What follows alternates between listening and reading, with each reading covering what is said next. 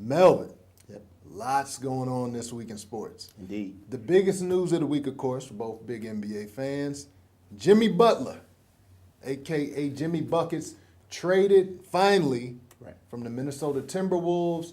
And the team that he goes to, Melvin, is who? Philadelphia 76ers. Philadelphia 76ers. Interesting deal. Nobody knew where he would go. It was evident before the season. He threw the big tantrum, said he had to be out of there. Right. What do you think about the deal they made with Philly? I think it's a good fit in Philly, actually. They were missing shooters. All they had was J.J. Redick, Right. kind of. So he brings some of that to the table. He's an athletic, two-way player. So I think it's going to be a good fit. Very entertaining to watch. Yeah, and what amazed me about the deal is how little they gave up. I mean, they gave up Robert Covington and Dario Saric. Well, both of those are solid players. Don't get me wrong. They're not scrubs. They're good players. But whenever you deal for an all-star caliber player in the NBA, it seems like teams always get a first-round pick included. Right. They didn't get a first-round pick. They got a second-round pick, I think, in 2022 or 2021, but no first-round pick. So that's what shocked me. That leaves the 76ers with the big three in the East, very formidable. Yep. How do you think they'll do now with Butler? You got Joel Embiid, and you got Ben Simmons. So how do you think that trio will do in the East? I think it's going to come down to chemistry.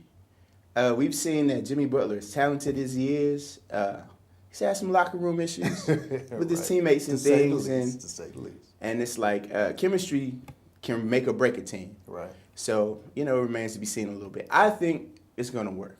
I think they're going to have the respect for each other. He wanted to be in a winning situation, and he's in that now.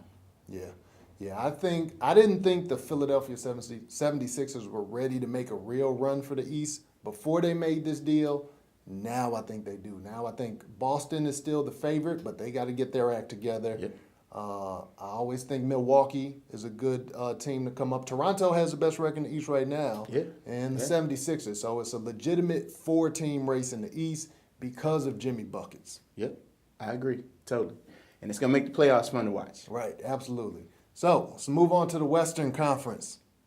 Familiar topic on the show. Can we have a moment of silence? A moment of silence for Carmelo Anthony's NBA career. Is he done? I don't think he is. But once again, like we said earlier, chemistry brings a lot to a team. And for him to come into Houston and have the problems he had kind of tells me he's not mentally ready to step into the role of what's he, 34? Yeah, 30, a mid-30. He's on the back end of his career, put it that way. So until he figures that out, I think any team he goes to, he could be a problem. My thing is, if it can't work in Houston, out of all places, you got Mike D'Antoni who just tells everybody, let it fly. Right. You get as many shots as you can get. Right. If it doesn't work in Houston, I don't know if it works anywhere. I wouldn't go that far. Only because I believe Houston already had two ball-dominant players in James Harden and Chris Paul. Right. And Melo's style of game is ISO, back down, contested jumper. Right. That slows the offense down. And Houston, that's not their game. They like to run and gun. And when you got two guys that already do that, you add a third, somebody's getting left out. But what team in the NBA is looking for a guy with Carmelo's need to control the ball that much, but just isn't the player that he used to be? That's a good question. I can't answer it. I don't know. Yeah, I think if it didn't work in Houston, I think Carmelo's career is really done. It reminds me a lot of Allen Iverson, and I'm a huge Allen Iverson fan, but towards the end of his career, Allen Iverson played for, it seemed like everybody in the league. He would play for 2 weeks, then he would go home, and then he would come back and he would play for another team. Yeah. So it reminds me of Iverson. So the fact that he's bouncing around this much and is this unhappy, I think this is probably the last year. He may get picked up on another team, but I think this is probably the last year we'll see Carmelo Anthony. Probably Golden State. Go ahead. They got everybody else. Why not? Right. So what do you think? Is Carmelo Anthony done? Is Carmelo Anthony just need to get onto the right team? Can he still produce? We know he's a Hall of Fame talent at the end of the day, but does he still have buckets left in him? Give us your suggestions. Who do you think he could fit with? Right. And one last thing. We'll go to the NFL real quick. Just a quick touch. Speaking of career ending. Right, exactly. Going from Melo to Mr. Dez Bryant, the former Cowboy. He signed with the New Orleans Saints on a 1-year deal.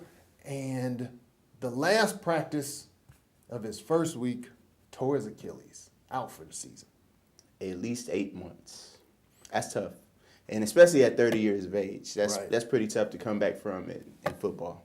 Yeah, when you talk about running backs, they talk about 30 being the age people need to retire. Wide receivers usually have a little more longevity, but a serious injury like that is hard that he's going to come back. And Melvin, I know you talked about earlier, he had an offer from the Baltimore Ravens, 3 years, $21 million, in that range, turned it down. How would you feel if you turned down 3 years and $21 million for a league minimum and got hurt? I'd be kicking with my good foot right now, kicking the wall or something. I don't know. Because, we talked a few weeks ago about guaranteed contracts and, how much money, NFL players still make if they get injured. And he didn't play one game. It's like, that's tough.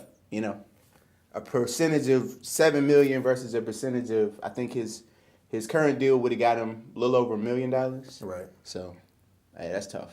Yeah, so the Saints are talking about they may bring him back next year, but I think that's tough. So shout out to Dez Bryant, man. We know it's rough, although then again, you look at another hand, he's still gonna get that $800,000 for 1 week of work. So true. Maybe he came out ahead. I don't know. I wish him the best though. He's a exciting player to watch. So yeah, although he was one of those guys, he got the big check in Dallas, and then it seemed like he got a little comfortable. It's like Marvin Hagley used to say, it's hard to get up and run and train when you sleep on silk sheets. So that reminds me of Dez Bryant. He was very productive till he got that huge, $70 million or $50 million contract, and then he just fell off. So luckily he's got enough money. If this is it, he should have the money in the bank. But tell us, what do you think, Dez Bryant? Should he come back?